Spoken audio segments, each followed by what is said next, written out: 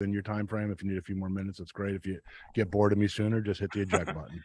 Nah, we got it, man. So I'll keep it within those confines. So let's get started. So, welcome back to Boss Uncaged Podcast. So today is going to be one hell of an interesting conversation, to say the least. So my nickname, I'm gonna keep nickname simple, and I'm gonna call him the Dude Boss. My man Drew. Without further ado, why don't you tell the audience a little bit more about you and what we're gonna be talking about today? What's up, everybody out there? My man Essay over at the Boss on Cage. This is cool because we popped up. We never met before, and I was like, this dude's got some edge, man. This is like, my somewhat identical twin brother over there. So I like that. I like how we're rolling. We got it down. And then we like realize you're from New York. I'm from New Jersey, New York. So, we probably have some similarities that are overlapping. But hey, man, I'm here for you. So we got our brand Derm Dude that we just launched not too long ago, and it's a men's grooming brand. My history is about 20 years in Hollywood, celebrity skincare and beauty and all that stuff for a lot of big brands, people that you would know, and products that I'm sure a lot of your listeners have bought, or their wives and girlfriends. And then in the middle of the pandemic, kind of wound almost all that down and launched Derm Dude, which is a men's grooming brand, but we say your best balls, beard, and tattoos. And that's the main thing people come to us for, is if you are looking for products when you're getting a new tattoo to help heal it or take care of your existing tattoos and make them happy and poppy and shiny, or SPF for your tattoos, or all your tattoo care, your beard. I could never grow a beard. That's the truth. We have pictures of me all over the website with a patchy, spotty, not a good beard, kind of like a little boy beard. And then as we developed the Derm Dude products and tested them and took about a year, I was finally able to grow a big boy beard.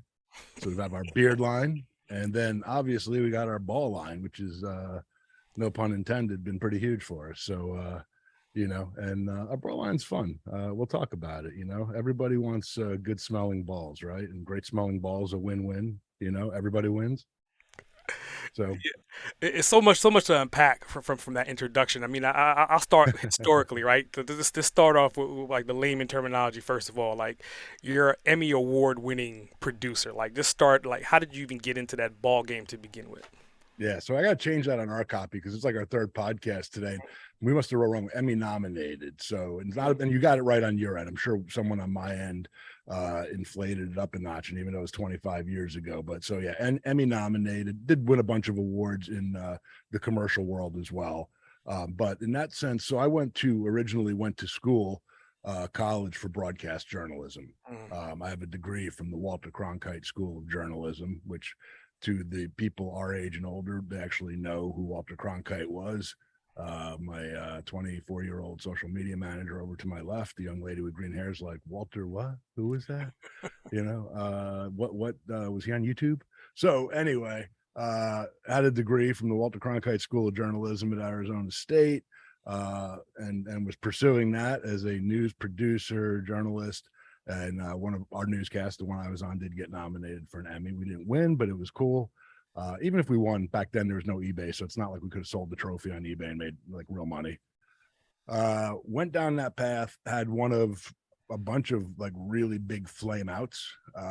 For me, my book gets into this. I have a book coming out in a few weeks. One of the reasons we're excited to talk to you. It's called Under My Skin. It tells my whole life crazy effed up journey. People think it's fiction, and it's actually real. There's some crazy shit in there. Let you read the book. But I do things like usually very big, and they're not subtle. So if I do well at something, it does really well. If I flame out, there's no secret about it. It's pretty big flame out. So I flamed out in TV news, pretty big. Made it out to California, had a bunch of different things going on. Nothing too special, trying to get my life back in order. Watched an infomercial on TV one night in a tiny little room with rabbit ear antennas in a dinky apartment building. I was the manager because I got free rent. So that's how I got by managing a building. And I saw an infomercial many years ago for this thing called Tybo with this dude, Billy Blanks, that a lot of people might remember. His infomercial was taking off. And the next day I went across the street, saw some dude teaching yoga like 25 years ago. I'm like, this could be big. I saw one of them infomercial things, and went to the public library across the street, didn't have a computer, photocopied some type of a manager's agreement because I might as well be his manager. We'll make one of these infomercials. And did that, and 3 years later ended up raising a ton of money and producing an infomercial. And then my world in commercial TV literally got started that bizarre, backwards, half-ass, and that's kind of the way my whole life's been. I think it's definitely interesting. I mean, I read somewhere doing my due diligence that your dad used to call you the wolf. So I want to kind of like talk about like how did that come to be? I mean, obviously you said you didn't have a beard, so it wasn't like you were a hairy ass kid. Like what was the real meaning behind your dad calling you a wolf? I was a hairy ass kid, actually. I remember being in second grade and like raising my arm to close the window, and someone like, "What's that?" And there was like hair under my arm. I'm like, what the? But I definitely didn't have a beard. So yeah.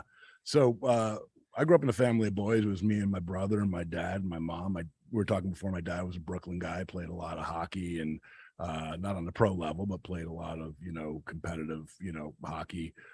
We did growing up. We kind of roughhoused a lot, and very early on, both of my front teeth got knocked out early, and for a while, the only two teeth I had as a kid were my two front ones grew back in, and no other ones for a while. So he would say I looked like a wolf. And that name stuck. It became a very meaningful thing, throughout life, to the point where with my own son now, that's his middle name. And, I have I have a wolf tattoo on my arm here. I have two wolves on the side of my body. So, being able to pass that down, my own relationship with my father is very complicated. My book goes into a lot of detail on that, and but one of the things that's very, I think, helpful as you get older, and certainly as a parent, is you have an opportunity to not only do things differently with your own kids, but you also see some things and understand some things about your own parents that maybe you're not as angry about or critical about, or you understand a little bit more, or you give them a little bit more grace maybe when you're also in that role with your own kids and doing the best you can. I think it's definitely fascinating. I think there's so much to unpack with that. In your book, you did a dedication to your dad, and it has said, "For Dad, heaven has no traffic jams. The food always comes out fast, and the NFL Sunday tickets never go up in price." So I want you to kind of like, you kind of just opened up Pandora's box when you started talking about your dad. So I want to kind of like unpack that. What does that really mean? Because I mean, the layman person, they could understand the terminology, but I know for you it was something personal that you wrote in there.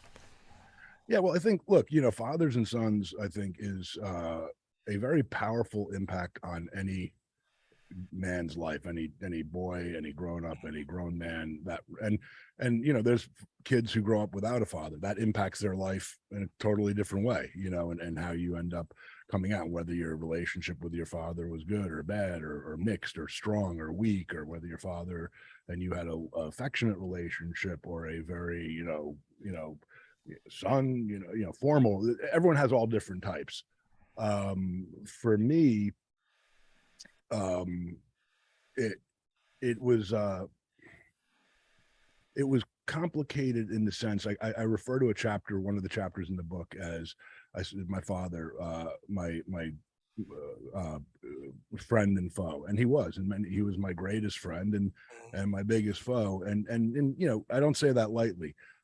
He did not go to college, could not afford to, grew up with a very typical, at that time, Brooklyn, New York, working class family. His dad was a grocer, very hardworking people. And he ended up ultimately starting a company fairly young that he took public, and took a company public. And this is a guy who never went to college, did not have any formal, certainly no education, no formal training. And he really accomplished that by doing that. And I watched it, I had a front row seat to that, very authentically and genuinely, and with a lot of attributes that I believe I've been fortunate to have watched and observed. And I think they make up probably the better side of things that I do in business. I definitely picked up from him. And I appreciate that. And that, but at the same point, there were parts that were, very challenging, and I think when you read the dedication of the book, like you did, kind of what it all comes back to, when you say the food always comes out on time, the Sunday ticket never goes up in price, the football, there's no traffic jams. He was a man who wanted what he wanted when he effing wanted it. And if it didn't happen, man, you weren't just going to know about it. You know, anyone in a couple of blocks or a couple miles radius was going to know about it. And sometimes that's funny. It's more funny looking back in life. And, you know, my brother and I talk about this, you know, I'm 50, he's, I think 53 right now. You can laugh about it more, or you can laugh about it if you're watching it like on a sitcom or something and it's, you know, Seinfeld and whatever.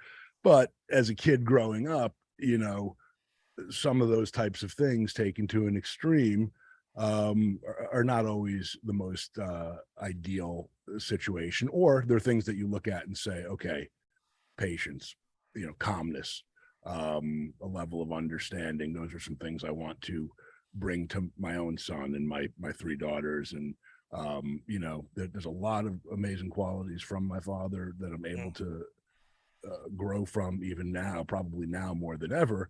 But it is okay, I've realized, to also look at your parents and say, hey, they certainly weren't perfect. They know they weren't. It's not a criticism, but you also don't have to repeat everything they did just because they did it.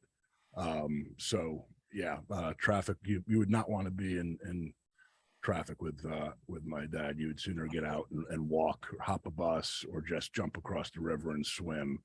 And he was very passionate about the fact that when DRTV raised the price, I think, again, on the NFL ticket, he was pretty certain that his canceling would be the undoing of the entire NFL and DRTV. So he, you know, it was in his later years, he was getting a little cranky, and, you know, you'd be at a restaurant and, you know, it would be before the waiter would take the order, he would say, "Where's the food?" You know? I tell a funny story. I think I mentioned it in the book, and it is funny, but again, you have to think through that this isn't someone who is trying to be funny. So this goes back to just who he was. And again, there's a lot of benefits from his dryness, his sarcasm, he was honest. You always knew how he felt, where he stood. He and I were passing an Apple store. It's a few years before he died.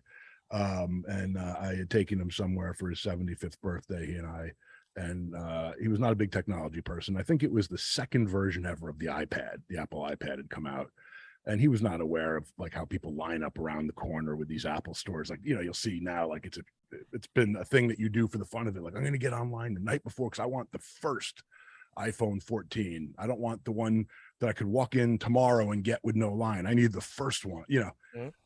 So we're walking down, you know, the street, and early in the morning, a little bit before 10 o'clock, store's about to open. There's this big line around the corner, which he genuinely didn't realize that was people waiting to get into the Apple store for them to open for the iPad release. So the guy goes to open the door, and he just, and he walks in, he sees the sign with the iPad, and he turns to the guy who was wearing a green shirt, you know, that said Apple Genius. Remember that they all used to wear shirts that said Genius? And my father just looks at him, and the guy's looking at my father like, why did this guy just walk into the front, you know? And my father, oh yeah, one of them iPads there. You know, I want to take one of them iPads. How much are they? I'm going to get one for your mother. You know, very East Coast. I'm going to get one for your mother. You know, one of them iPads. And the guy just looks at me, young kid. He goes, "Sir, it's going to be at least an hour to speak to a genius." And my father just goes, "Oh yeah, how long to speak to an asshole?" And he just turns around and leaves. And then, you know, on his way out, he's like, this Apple store, this place going down the toilet. They'll never make it with customer service like that, you know. So for a guy who had a lot of intuition and natural business sense, and he did, but it was it was a different time and a different level. His skill set fit very well, you know, in the late 60s or really the 70s and 80s, when that was his time to shine. And, you know, by the time the century turned around, or we got into the 2000s, I think he found that era more and more challenging to exist, quite frankly.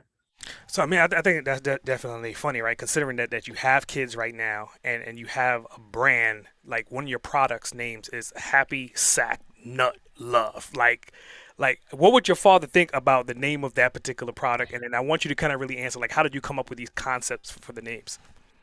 I think he would have laughed his ass off. I mean, he definitely had a really good sense of humor. I don't know that he would have gotten some of we try to really put a lot of like wit and intelligent humor into our marketing, and it may or may not be as obvious. I mean, sometimes, you know, with the name, I don't know if people like, you know, if they go to our website and even read some of our mantras or slogans or sayings, you know, some of it is a little bit more clever. We try not to be just crass. Like, we don't use curse words just for the sake of it. It has to have a purpose, move something forward. So I think he would have laughed his ass off on that. And he probably never would have even realized what the product did or what it was for, but he would have told everyone that his son developed something called Happy Sack Nut Love. He'd have been really proud of that. With my kids, the ironic part, I have 4 kids. I have a 15-year-old daughter. I have twin girls who are 6 and a boy who's 7.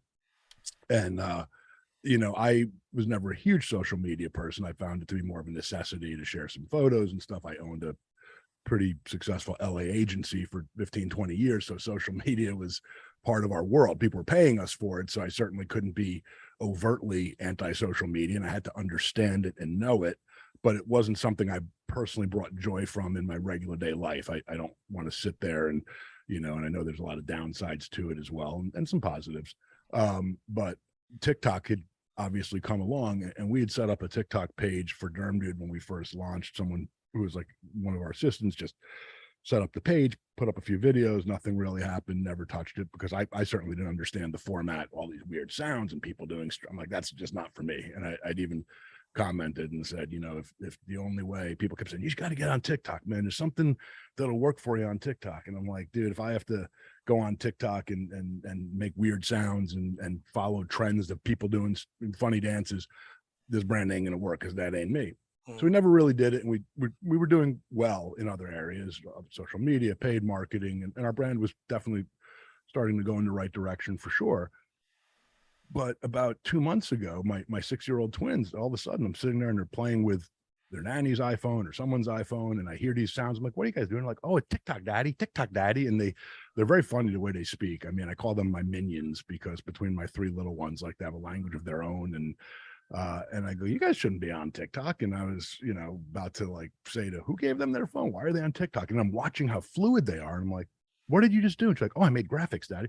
Now what's that? Oh, you can do that. And here's how you do the sounds. Oh, but daddy, there's 20 sounds. And so they literally spent about a half hour and showed me. And I was like, man, if my 6-year-olds can like master this, surely I could. So I came back into the office, and literally, we started sitting right here. We used to have a podcast. We had the cameras up and just started riffing, doing these tiny little riffs. And about, I don't know, like 6-8 weeks after my twins showed me the light on TikTok, I sat here, a buddy showed up. We weren't even supposed to be filming. The guys rolled the cameras. I didn't have headsets on. And I just explained, oh yeah, here's our ball wash. And here's our Happy Sack Nut Love, and here's our Ballgasmic ball wash, and our Maze Balls deodorizing ball spray, and all these different things. But I was just explaining it to it like a friend. They took a 30-second video and they put it up on TikTok, and that video has over 5 million views now. And and it kind of just, I think we're coming to about 100,000 subscribers almost. I don't follow like that part of it that religiously, but what it did is it really opened up a path for us, that for some reason our brand and myself just being real and shooting the shit for, I'll riff for 10-15 minutes sitting here saying whatever I want to say, just being candid about the products, or anything related to them, or how we do things, or it could be informative about the products, about beards, tattoos, sharing like real life questions that people have. And our people, small little group, will edit those into these 30-40 second clips that are what I say. We're not messing with it, and they do well. I mean, a bunch of these videos have just done ridiculously well. But that's what has been the most fun, is I don't have to not be me. It's me being me. If I feel like saying something, I say it. That's the beauty of this brand. After 20 years in Hollywood of being paid to manage and market and direct and do things the Hollywood way, this brand is the anti-Hollywood. It's no bull, no BS, no celebrities. I have friends who are celebrities. I haven't asked them to endorse it or be involved, because I didn't create this for celebrities. I created it for dudes. I created it for myself, guys like yourself, guys who have a beard. I don't know if you have any tattoos. I'm pretty sure that you have balls, and when we say honestly, like, get great smelling balls is a win-win. I mean, it's the truth. Half of our ball audience buyers are women. Half of the people who buy our tattoo products are women for their own tattoos, and women buy our beard products because we have our holiday pumpkin spice beard oil right now. It's women who are buying it for their dudes. So It's just been so real and genuine, and that's the whole thing. I'm the guinea pig. We develop a product, and if it's not 110%, if I don't love it, it doesn't matter what the product is. If I don't love it and wouldn't use it and believe in it and want to share it with my friends and family, we don't put it out. We've killed products 8 months into development. Most of our formulas take close to a year to develop, so we didn't really set out with Derm Dude to market. We set out to build a great brand of products that was number one. We knew we could market because that's what we've done for 15, 20 years and sold over $1 billion in revenue of other people's products. That's why what's kind of cool is our real marketing has been not marketing. It's just been me talking about this. So hopefully that's all we need to do, because it's legit and it is what it is. So, and I know you asked about the names, but I'll come up for air in case. No. I think. I mean, like the way you're defining it. I mean, you're telling a hell of a story, and it kind of goes back to you being a storyteller. You've been in the industry telling stories for forever, right? So, and I think to take away some of the things that you talked about. I mean, you said 100,000 subscribers. You talked about tattoos. I'm covered in about maybe 30 to 40% in ink right now, so I'm definitely covered in tattoos. But I think that 100,000 kind of sparked something else that I read about you, or I watched a video. I don't remember. It's like all this information is just I just absorbed it, but you spent about $100,000 just on ink, and I'm saying this like not being facetious, right? I'm saying, so if you have 100,000 subscribers, you spend 100,000 on ink. Then when you get to 200,000, then obviously you need to up your ink game, right? I mean, you're not completely covered yet, so like the next phase is to kind of get you an entire Yakuza suit when the story's said and done, right? So let's talk about like the ink. I mean, obviously you talked about the wolves earlier on. Like, how does that play into like your marketing strategy for your environment? I know you're being you, but how does that work and benefit for what you're doing? Yeah, that's a great question. And it's a variety of different ways. One is, as you said at the end, it's just me being me. I mean, I've never gotten a tattoo for the purpose of, oh, this will be great for the brand. It is good for the brand because the brand, our first product line was our tattoo line. And that is what about a year and a half ago really was the fire under me to start Derm Dude. And I cover that in the book. I go into a whole chapter of it. I won't do the whole thing here. It would be a 5-hour podcast, but I was in Bali doing a tattoo with a very talented, elusive artist. It was a very emotional, meaningful tattoo over 2 days. Ended up hiking a volcano, got almost an infection in my chest because I wasn't taking care of it. And that led me to say, okay, I'm starting a tattoo brand that is made by tattoo collectors for tattoo collectors. None of this BS that, you see someone, on a reality show who has 2 tattoos and gets an investment from a bunch of sharks. And I'm not knocking, but I'm just saying it's, people who know tattoos want to buy products from people who have tattoos and who spent a year formulating and going through 80, 90 rounds of formulas. And, if you don't have a lot of tattoos, you really don't understand the process or the skin. And I think that was helpful in that it was a natural authenticity. And then obviously we went into beard and balls, and I mean, we have, so many other things. We also have deodorant, we have body washes. It's a complete men's grooming brand, and we have 9 different SKUs that we're just waiting to release in the coming year as well. So, but tattoos started it. And, one of the things I said early on, and I cover it in my book, is the 2 things that there's not a day that goes by that someone doesn't ask me. And for me, like right now, I had to ask you if you have tattoos just because you're wearing long sleeves. Yeah. And if you have any on your hands or neck, it's not visible. Over time, and some of these were more recent besides short sleeves, as you start adding to your neck and your hands and you move like this, it's not possible for me to walk out with someone not to see my tattoos. I mean, I recently did a very big head tattoo, and I have a full head of hair, but I actually shaved my head bald just to do a head tattoo because I'm like, I'm going to hit it at some point. I'm going to run out of real estate at some point. So I figured I might as well test the waters. So the 2 things that people will say, whether I'm in line at Starbucks or I'm on an airplane going somewhere, I travel a lot for work, I could be anywhere. And if someone's looking at me, they're going to ask, 1, how much did they hurt? And 2, how much did they cost? And the 2 things, and I don't mind any of it, and I'm always an open book, but what is funny about that question is the people who ask that, which is daily, and it's tons of them, have no tattoos and they never plan on getting any. So I kind of refer to them as like the would-be NASCAR crash fans, like people who watch NASCAR just to see the crashes, but aren't into racing, or they watch a hockey match just to see a fight, but they're not really into hockey. So they're like looking at you as like, how much pain have you been through? Which one hurt the most? Sometimes depending on if I have time or I don't mind engaging, it's usually in very good intention. No one's asking meanly. Sometimes people will ask what a design means or what it's about. Most of my tattoos intentionally are very symbolic. They're enigmatic. I do that, and I mentioned it in my book because it's more of a form of therapy for me. They're symbolic reminders for me that have a lot of meaning. I refer to myself as a giant Post-it note, and I'm just trying to, therapeutically tell my own story for me and figure myself out in a lot of ways. So there's those types of things that come up, and people are absolutely obsessed with the cost. And I will say, as you get more and more into cost, I did a TikTok video for Inked magazine a couple of years ago, and it was like a 6-second blip on their TikTok. And they asked me how much I spent on my tattoos. And at the time I said like $100,000 or 80 to 100,000. And I got like 2.5 million views in like a few days. and 90% of the people who do respond to those types of things are going to be trolls and haters, because you're going to, you see people who are like, oh man, $100,000, my buddy Jed could have like done, 2 legs, 2 arms, and my back for $50 and, a pack of smokes. Or, I mean, everyone's got their own perspective. Yeah. And then, then you see like real tattoo collectors who at least understand and are like, well, top artists these days are, $4, $5, $6 a session. They only have so much time in the day. You have a big celebrity demand. It's like anything else. I mean, you can go to a local barbershop and get your hair cut there, which I do, and I spend $25. I don't spend a lot of money on haircuts. You can go to a salon and spend $500.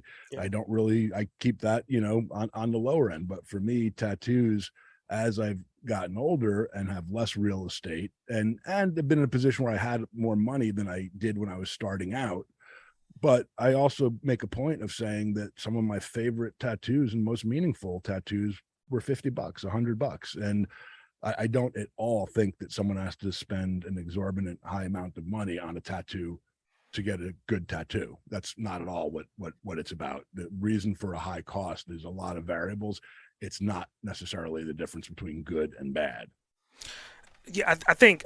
I mean, we're talking about tattoos. I mean, obviously, we're passionate about it, and that leads me to like that was your first product. Now, like with business strategy, and you're talking about diversification. Like, how did you go from creating a product that was supposed to help the skin with tattoos, heal, then jump into beards? And I understand they're all men-based products, but that's a bit of a diversification between the two different products and the chemicals and everything else. How did you go from lotion into beard and creams and other stuff along those lines? Yeah, no, that's a great question. Good point. It was risk management, and I'm a pretty wide open, hit the gas and go when I believe in something.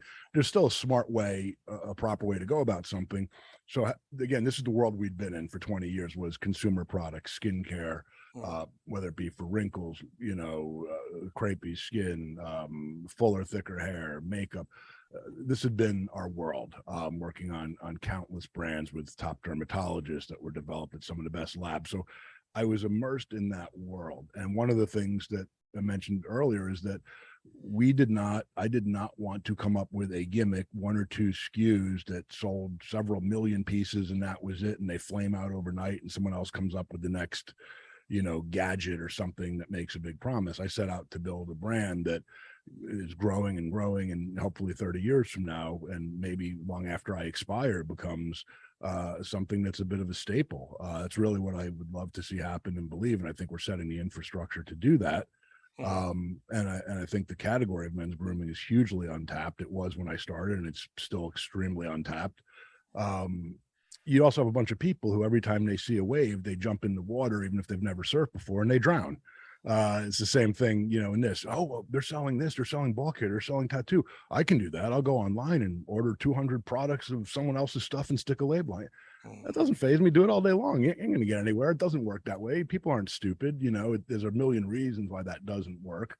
So how we made the transition and why we did it this way is, one, we were still running a pretty robust agency. I mean, we had, 13, 14 clients.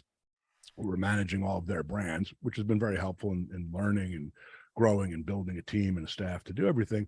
So as we started to get into tattoo, the one thing I did realize is no matter how much tattoo bomb we might sell, let's say we're hugely successful, you only have so much room. I mean, you need to sell more than one product.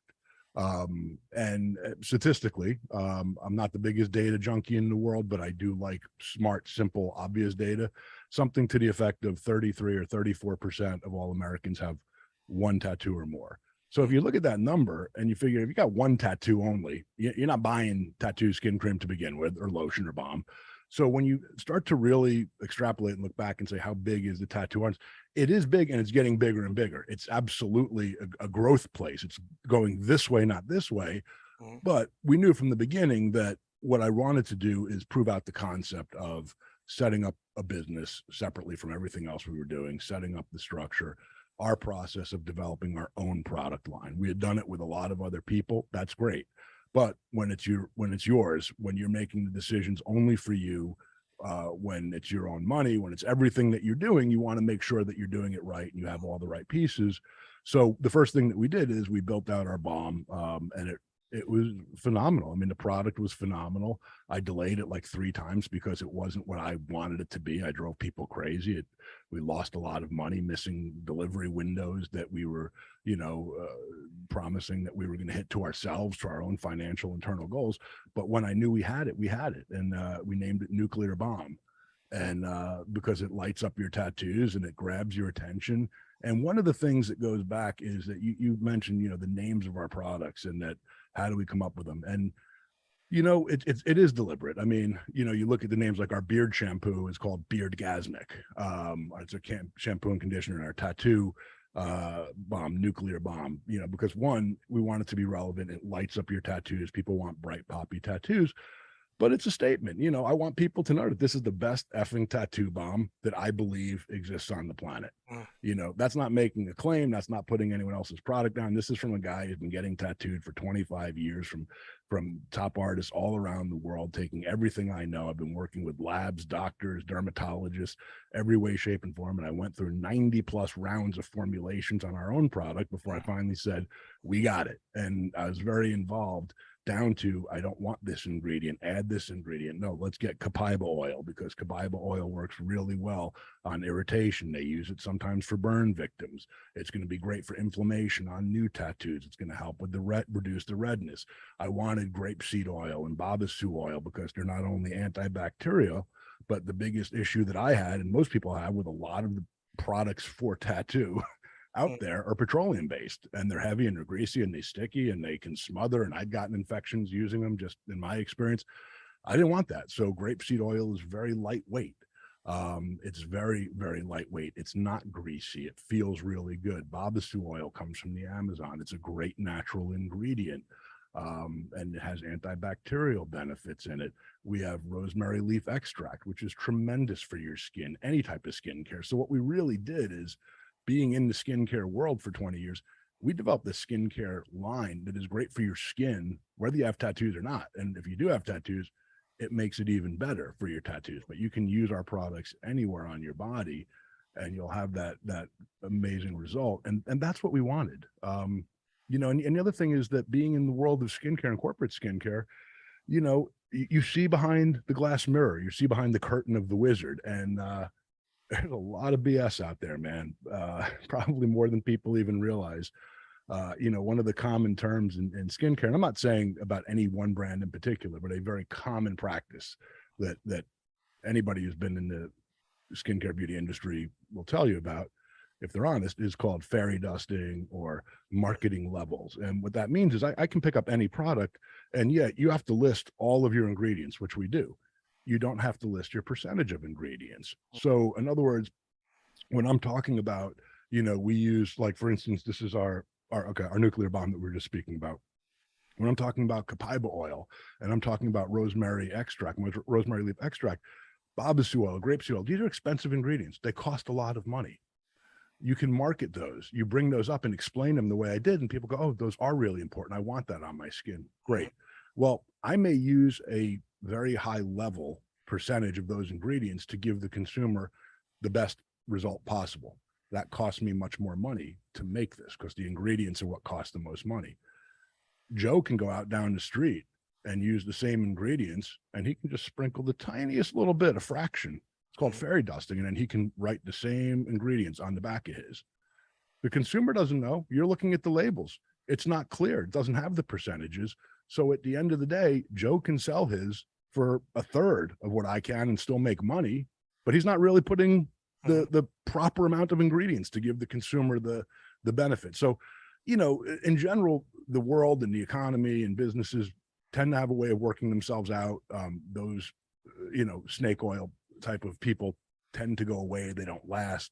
My background has been building brands that last, and that's what we're doing with Derm Dude. But that's why it's a process, and it's not do 20 things at once. We wanted to do it 100% right. So we built out our bombs. We built out our SPF for tattoo sunscreen. We built out our tattoo line. And then we moved on to beard because, yeah, 30%, 32% of people have tattoos, you know, at least one. We want more. So, you know, I wanted to grow a beard, and guys have beards, and nobody is really, you know, people who are marketing to guys, but they're not informing guys, and they're not developing products from the guys who had the beard struggles. Every product and thing we get into is something I can personally relate to and said, there's a need. Someone is not making the best product, or they're not making the best product for the best value. There's a gap we can fill. And that took us into beard and obviously balls. The great part about balls is, I mean, like I said, 99% of all people, men and women, you know, want great smelling balls. So it's quite the audience. So people come in for balls, and then they'll buy tattoo or a beard, and, you know, but we come up with the names in a way that we want to grab your attention. I want you to stop and look around. I want you to listen for a second, not so that we can educate, because I think that's patronizing, but we want to be able to inform you. I want you to say, why do you call it nuclear bomb? So I can explain, because it lights up your tattoos. It helps them look brighter and healthier. And let me explain why. I want them to read about it on our website. I want someone to say, happy sack and nut love cooling cream. Wow. I want to take a look at that, because at the end of the day, it's a jar. You know, they can't feel it. They can't touch it. Someone at home, you know, I can sit there all day long, and this is our happy sack nut love cream. And even when I do this and put it on my hand, like, it is cooling. It is instantly, you feel it cooling even on your hand. It's made for your sack, but this is fine. There's nothing, it's external. But someone watching doesn't know that until they try it for themselves. So I want to do what I can so people will stop, take a look around, and let us inform and share honestly why we think our products will benefit you and have a good positive experience for, you know, your hard-earned money. We're not, you know, I always say, I don't want to take someone's money if we're not providing them something they feel absolutely great about. On a 1 to 10, it needs to be a 10. If it's a 9, we didn't succeed.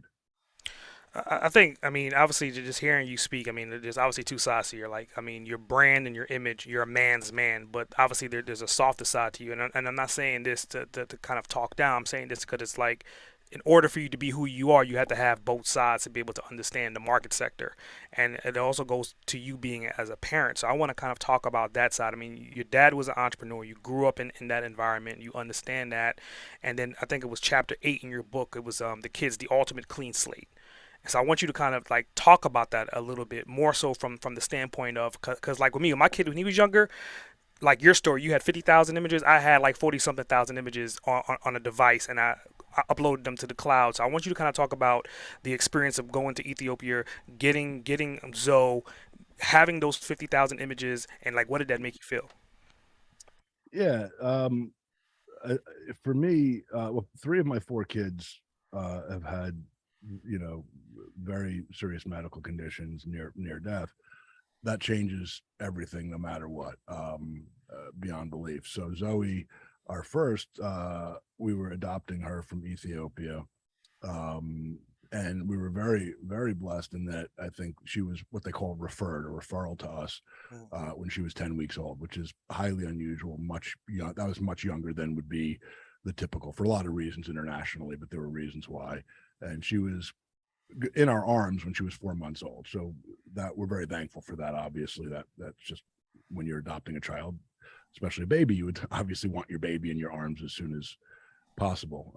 You wouldn't want them at someone else's house or in another country, but that's the reality. Right before we went to get on a plane, about 5 days to go fly to Ethiopia and pick her up, we found out we're called through our local agency in Texas, and they said, communication's limited, but she is very sick along with some of the other babies at the orphanage, and she'd been taken to a medical center. Again, it's rural Ethiopia, so you don't really know medical center, hospital. It's, I think, the third or fourth lowest healthcare in the world, in one of the larger nations. So it's bad. And at the time, I think 5,000 babies a day were dying of dehydration and basic preventable illnesses here in the West.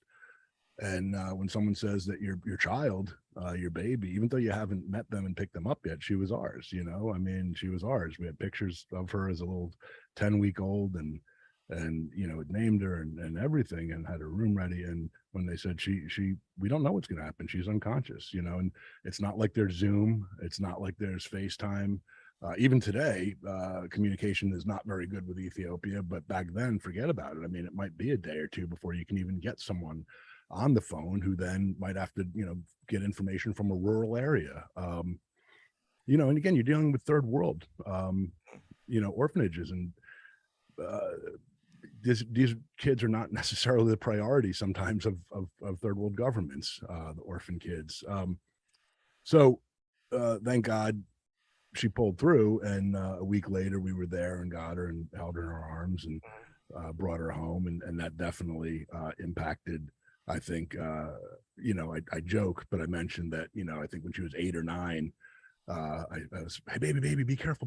And she was like playing on the monkey bars, and she screamed at me in front of her friends at the park, Dad, you are preventing me from conquering my fears in life. You have to stop this. And just hearing an 8 or 9-year-old say that, and don't you want to ride your bike? No, because you're going to run beside me no matter what, and not in case she fell. So, but when you have a child that you're so scared that you might lose, it does impact you. And you kind of say to yourself, if I ever get my arms around them, I'm going to make sure nothing ever happens to them. So it's where you go back and realize that sometimes as a parent, you do things with one intention and goal, and maybe your kids may see it a different way, but you also know that if you do have the best intentions, as they get older, they will realize that.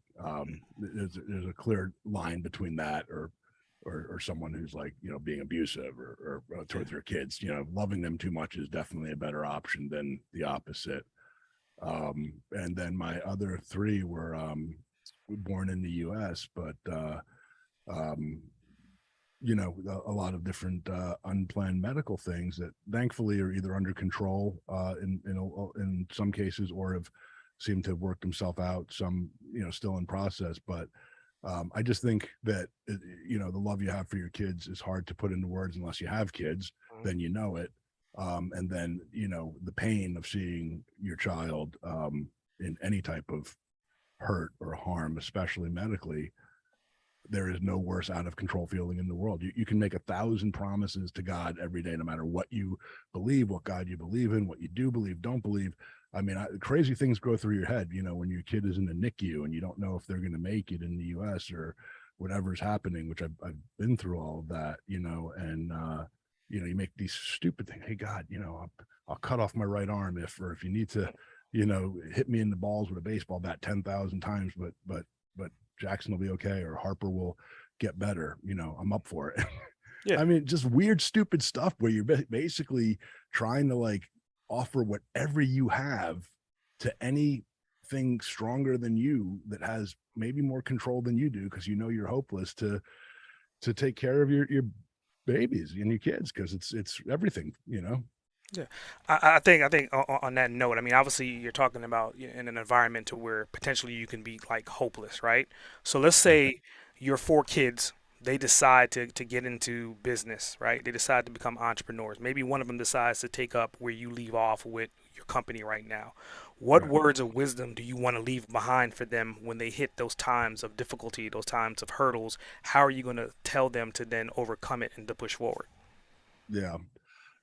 one of the things that I tell myself, and it wouldn't be any fluff or BS, I would never tell my kids something that I don't believe or do myself. And, I've had a lot of valleys that have really been my pathway back to the peaks. And I would say to them, and I kind of already do, especially to my older one, and my son is starting to be a little bit more aware, but you have to fall down. You're going to fall down. You're going to fail. Someone shared recently with me that fail, FAIL, is, if you break it down, is first attempt in learning. And when I heard that, I was like, man, why did I have to be almost 50 before that says it all. And I've always celebrated failures, probably to the point where people think I have a real mental problem on that end of it. But it's not that I want to lose or like to lose. I hate it. But it's a fact of life that if you want to get better and grow, you have to lose. And if you do it the right way and look at it the right way and say, what did I learn from this? What could I improve on and do differently? And then you apply that. That is the greatest gift of all, because you can just keep going and going and going. If Michael Jordan made every one of his shots that he ever made, how would he have grown? What would he have practiced? What would he have tried to improve upon? So I would tell them, that you're going to fall, you're going to fail, embrace it, and just ask yourself, what can you learn from it? I would tell them to be accountable and own their own mistakes. I try to own my own. I'm a big Springsteen fan. One of the lines in one of his songs is, that he prays that his kids' sins will be their own. And it is, I've got my own faults, my own failures. I've tried to own up to them. I'll make more mistakes in the future. I hope I will own up to those as best that I can. But I don't want my kids to carry any burden for my own demons or misdoings, and, let their mistakes be their own. They'll make them, but let them own them and let them, be better for it. And then grow from there. Growth is life. When you stop growing, you stop living.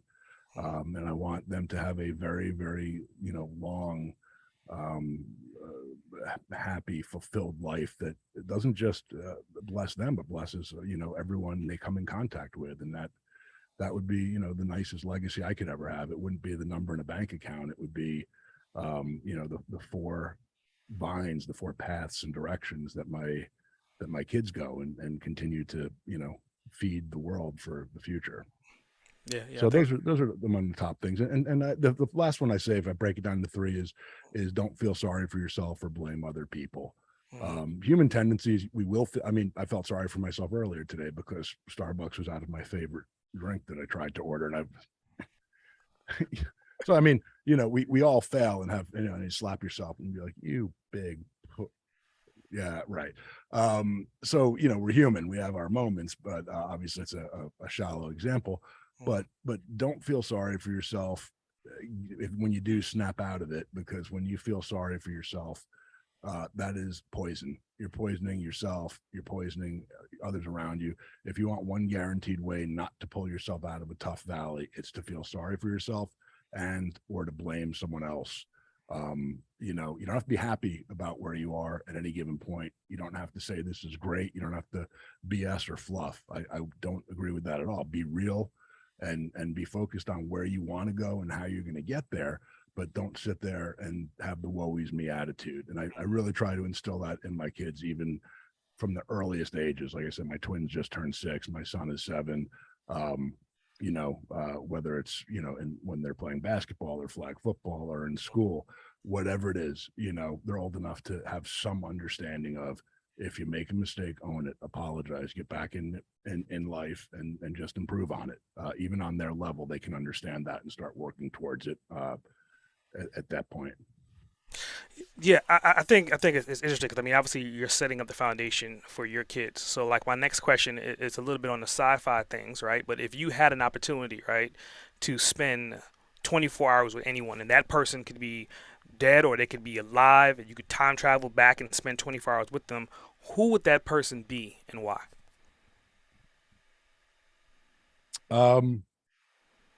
I'd say probably throw a lot of people, considering all the historical opportunities. And I'm not saying it wouldn't be fun to be a pirate with Blackbeard for a day or so, minus the hygiene. Probably wasn't too comfortable. But there was do you remember who Anthony Bourdain was? Oh, of The course. chef, storyteller, author, died tragically several years ago. I would love to have a meal with him. 24 hours would be incredible, but if nothing else, I would love to have, a couple of tequilas and have a meal and sit down with him, and not for the food from the perspective, he doesn't need to cook, we can go get hot dogs or fast food. I don't care. But I think he's a great genius that obviously we lost tragically and too soon. And as you dive into the book, even though I didn't know him personally, his journey in life and story oddly had a kind of overlapping effect on my own and some of the events that have impacted my life. In fact, I have one of the tattoos on the side of my leg that when I wear shorts tends to get a lot of eyeballs, is a Anthony Bourdain tattoo that's very lifelike. And people say, why'd you get that? I say, well, it's not because I wanted to be a chef, and it's not because I watch a lot of TV. It's about things about him that the book gets more into. Some of it starts to get like really personally detailed and talks about loss and people I've lost and overlapping similarities. So that's the fun part of the book. Is you get, not that story's not fun, but I mean, meaning if someone wants to really dive into the stuff we're talking about today, the book comes out in a few weeks, and I'm an open book, and I share things and talk about things that I've not shared with others in 50 years. I'm 50 years old, and it's wide open. We call it Under My Skin, bearing it all one tattoo at a time. So everything in my life and journey up until now, to Derm Dude and everything in between, is really there, like an onion peeled back. Very cool. So, I mean, how do they get in contact with you as far as like getting some of your merchandising? Is it like dermdude.com? Yeah, so dermdude.com, DERM, dermdude, DUDE, dermdude.com is our hub. I mean, I think of it as a community as much as a website to buy stuff, but you certainly can buy products. But we have our blog, we have all of our contact info, all of our social links from there. If someone wants to email me directly, I answer my own emails. Nobody else does. And my email is cdo@dermdude.com. That's in Chief Dude Officer, which is my title. When you own the company, you get to give yourself, fun title. You could be, chief boss, whatever you want. So it's cdo@dermdude.com. And I love hearing from people. I do. And, we built this brand for people like us. There's no BS. There's no MBA marketing plan behind it. It's just real, as real as it gets. So, and the book comes out in about 2-3 weeks. You can see it on our website when it comes out, or on Amazon. And the book is called Under My Skin. Yeah. Well, I definitely appreciate you, man. I mean, in closing of a podcast, I mean, you're a fellow podcaster, so I like to give opportunity to whoever I'm interviewing to become the host of the Boss Uncaged podcast. So, do you have any questions that you'd like to ask me in closing? I would like to ask you a bunch of them. We ran out of time. I see you got a book back there. I think I want to read that. I'm sure you have a cool story, man. I can just tell from vibing off you. So I'm going to have to follow back up with you. I wish I wasn't tight on time. See, damn, I spoke too much. Oh, well, I mean, I think you had to tell your story, man. So I think this is not going to be the last time we're both going to be in a podcast. So I look forward to interviewing you later on when the book is out. Maybe in my book club, we can kind of talk more about the insides and outs of the book, chapter by chapter. I would love that. I would love to know more about your book club too. You probably have some great recommendations, which I'm always open to. I'm always like skimming through 5-6 reads at once, and I love getting good referrals and book recos. Cool. Well, I mean, that's it for today. I think this is to be continued, man. I definitely love having you on the show. I definitely, enjoyed you taking the time out of your busy schedule to be here, and I think you delivered hella value to our listeners. All right, brother. Send us an email so I could send you with your address, and we'll get you all sacked up and some tattoo product too. Love to hear what you think about it. I appreciate that, man. S.A. Grant, over and out.